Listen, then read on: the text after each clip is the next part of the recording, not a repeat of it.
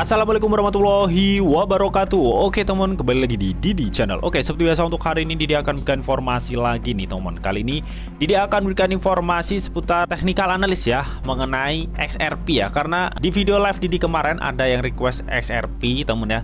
Nah, berhubung kemarin teman ya, kalau nggak salah Didi sudah mengupdate ya beberapa news mengenai XRP. Jadi buat kalian yang belum tonton ya mengenai potensi besar XRP di masa bull run ya, kalian bisa tonton video Didi yang ini ya, yang berjudul Crazy Bitcoin and Ripple ya, siap cetak sultan baru. Kalian bisa tonton dulu. Nah, kali ini dia akan fokus teman ya, akan fokus untuk analisa teknikal mengenai si XRP ini teman ya. Nah, seperti apa nanti kondisi marketnya, so tetap stay tune teman ya. Nah, seperti biasa teman ya, sebelum melanjutkan video ini jangan lupa nih kalian tekan tombol subscribe dulu ya teman, karena sekali subscribe itu gratis. Dan tentunya kalian akan mendapatkan update-update video terbaru dan info-info terbaru dari Didi Channel. So, gak usah kelamaan, langsung kita kepoin. Jadi so. Nah, oke teman ya, di sini Didi sudah masuk di CMC atau di Coin Market Cap ya. Jadi sebelum kita lanjut ke chart dari XRP ya, kita akan cek dulu market kripto saat ini. Oke. Dimana untuk Fear dan Greed Index masih ya di 35 untuk levelnya, yang menandakan bahwa ketakutan para investor retail itu masih besar ya. Artinya belum banyak investor masuk saat ini teman ya. Artinya masih wait and see lah.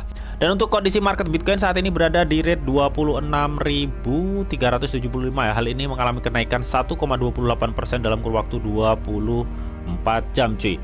Nah, hal ini juga menyebabkan kenaikan tipis-tipis untuk beberapa altcoin teman-teman. Tapi rata-rata sih masih merah gitu teman ya. Oke, dan kalau kita lihat di crypto bubble memang ada beberapa ya token atau koin yang saat ini mengalami kenaikan teman ya. Nah, kenaikannya itu lumayan lah teman ya. Ada yang 6%. Ya, untuk 5,5% itu ada SLM ya, SUI, teman, MKR, dan ini DYDX ya. Ini kenaikannya hingga 10% ya. Jadi cukup lumayan ya. Untuk ADA dan AAV ini 36, 33 ya. Rata-rata itu 3 sampai 4 lah, teman. Untuk yang terbesar ya, kalau kita lihat di sini ada DYDX ini ya, teman ya. Oke, ini di top 100 market cap, teman. Oke, jadi kita akan langsung fokus saja ya mengenai XRP. Oh ya teman ya, sebelumnya sempat diinfokan juga ya sebenarnya ya di grup ya mengenai news terbaru dari si XRP ini gitu teman. Nah, jadi di sini teman ya, seperti yang dikutip dari YouTube Today ya, katanya kemitraan ini menghubungkan buku besar XRP ke Swift, BTC dan ETH. Jadi di video Didi sebelumnya teman ya.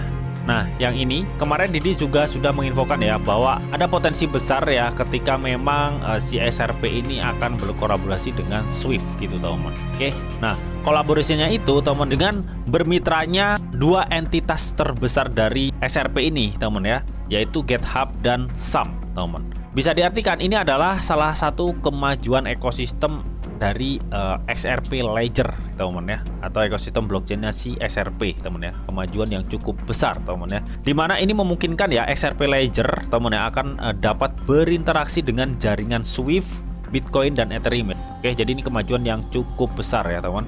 Nah, kolaborasi ini tuh dimaksudkan untuk apa sih ya? Kolaborasi ini tuh dimaksudkan untuk memberi lebih banyak kemampuan nih dan kenyamanan kepada pengguna di seluruh dunia ya, serta katanya itu dapat memudahkan adopsi pembayaran mata uang kripto secara retail teman.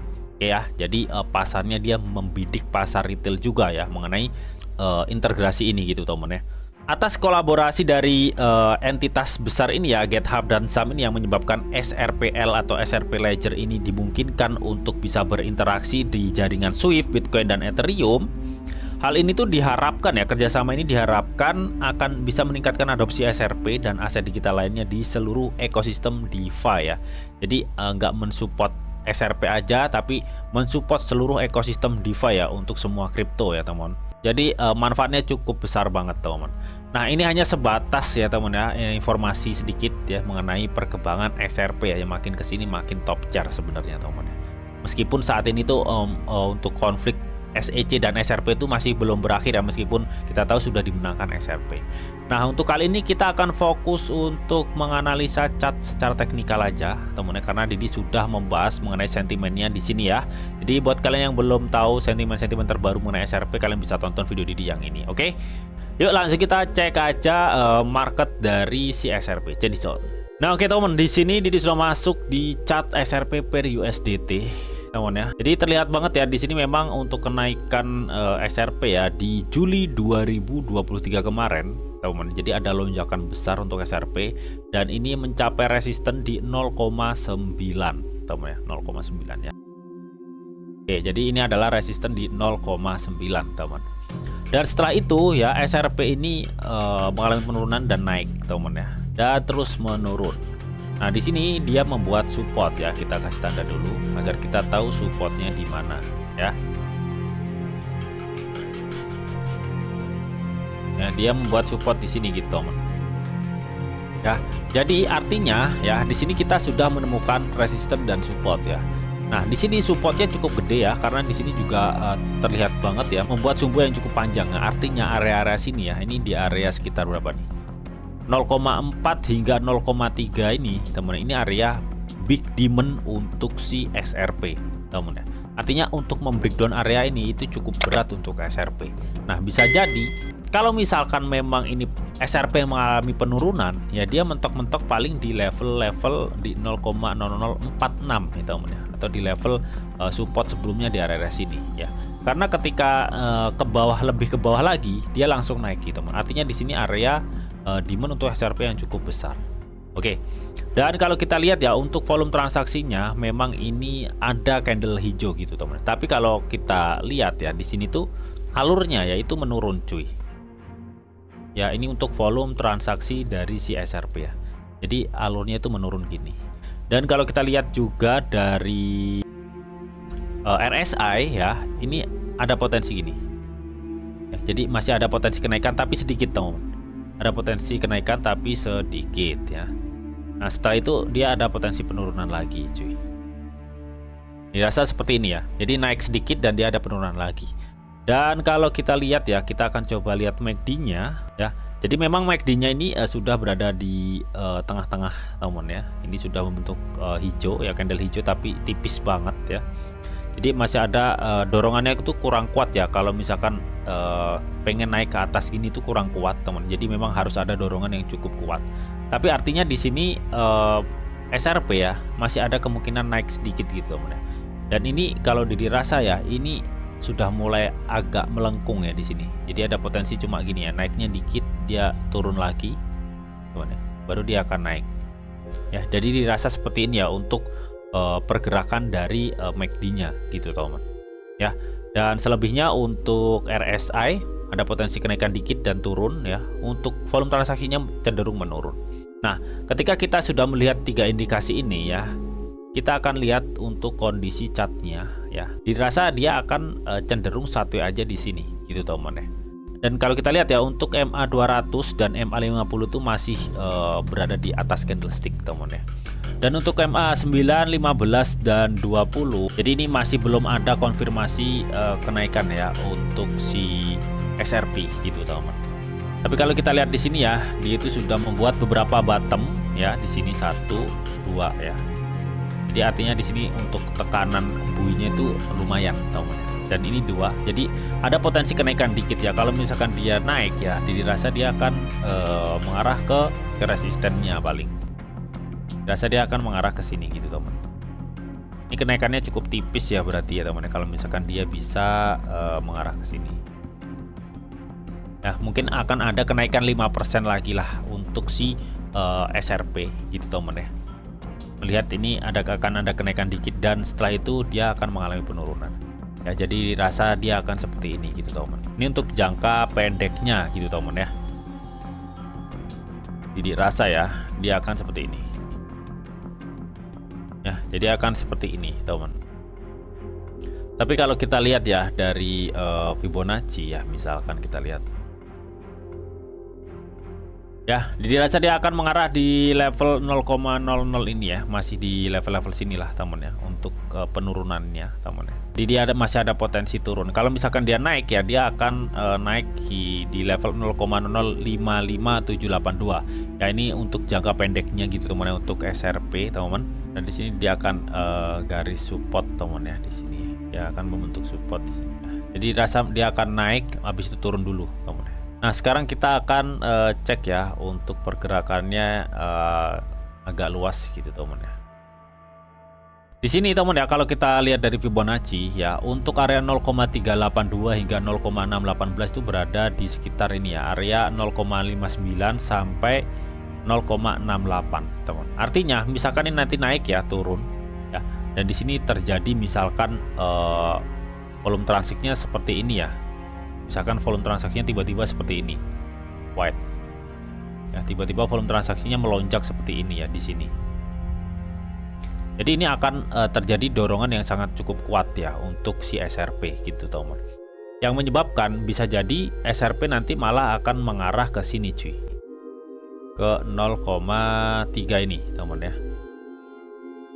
Ya, jadi ke 0,3 ini. Dan setelah itu ya dia akan lanjut lagi ke 0,6. Jadi dipakai ini aja lah ya biar enak.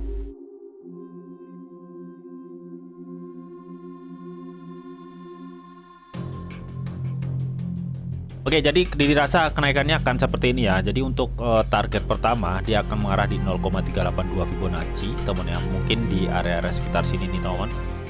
Ya, untuk target pertama. Ya, jadi langsung kasih tanda aja ya. Jadi biar enak, cuy. Ya, ini untuk target pertama, dan untuk target kedua ya untuk SRP dia akan naik di area di sini.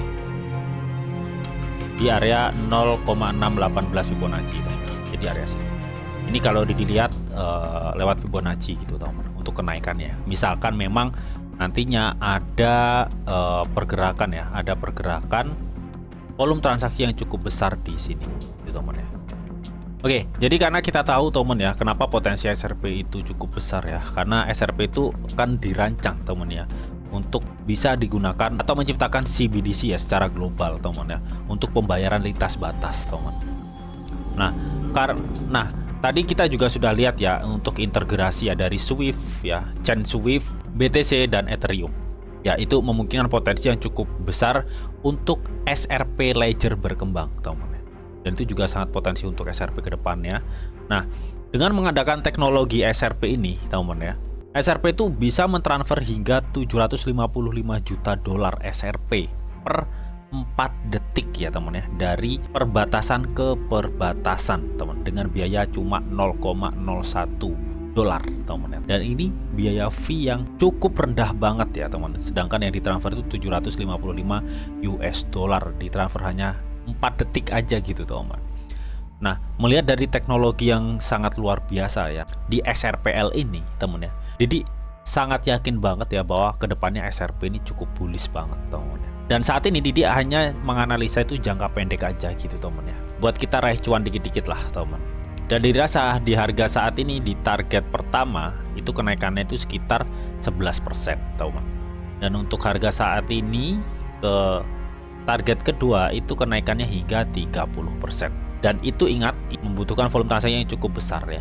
Tapi sebelum ini ya untuk area entry di mana ya posisinya yang pas bang. Oke. Kalau menurut Didi pribadi ya, untuk area entry itu kalian bisa entry di ini nih teman ya, level sini nih ya, level 5 lah teman ya. Nah, ini area entry yang pas ya kalau menurut Didi pribadi ya. Kalian tunggu koreksi aja dulu, karena ini setelah naik dikit dia akan ada koreksi ya. Nah, kalian bisa tunggu di area 0,5 inilah teman ya untuk masuk ke SRP area entry kalian teman. Oke, kalian tinggal tunggu koreksi dikit lagi ya untuk SRP, baru kalian masuk teman. Dan untuk target pertama sudah dikatakan tadi di 0,58, untuk target kedua di 0,68 ya. Ini untuk jangka pendek aja teman ya. Oke, karena kalau kita lihat memang saat ini untuk market BTC saja juga belum stabil teman ya. Jadi nggak ada potensi pergerakan yang langsung boom gitu teman ya. Oke, yang mudah-mudahan untuk target ini bisa kecapai untuk target pertama dulu ya, dengan kenaikan 11% teman. Oke, jadi cukup lumayan lah kalau misalkan memang benar-benar arahnya ke situ. Oke, jadi itu tadi teman ya, sekilas sedikit mengenai update news XRP serta analis teknikal Didi ya untuk jangka pendeknya. So, bagaimana menurut kalian mengenai hal ini? Kalian bisa tuliskan pendapat kalian di kolom komentar. Oke, namun tetap teman ya, di sini tuh ada disclaimer on bahwa untuk trading dan investasi di dunia cryptocurrency itu sifatnya sangat berbahaya atau sangat-sangat berisiko tinggi teman. Jadi bijaklah kalian di dalam mengelola atau manajemen keuangan kalian. Semua keputusan yang kalian ambil adalah tanggung jawab kalian masing-masing. Di sini Didi hanya memberikan informasi yang Didi tahu untuk kalian semua. Oke, mungkin itu aja yang bisa Didi sampaikan di video ini. Semoga video ini bisa bermanfaat. Jika kalian suka video ini, jangan lupa kalian klik like, share, komen, dan di subscribe teman, karena sekali subscribe itu gratis. Dan tentunya kalian akan mendapatkan update-update video terbaru dan info-info terbaru dari Didi Channel. Oke, sampai jumpa, bye-bye.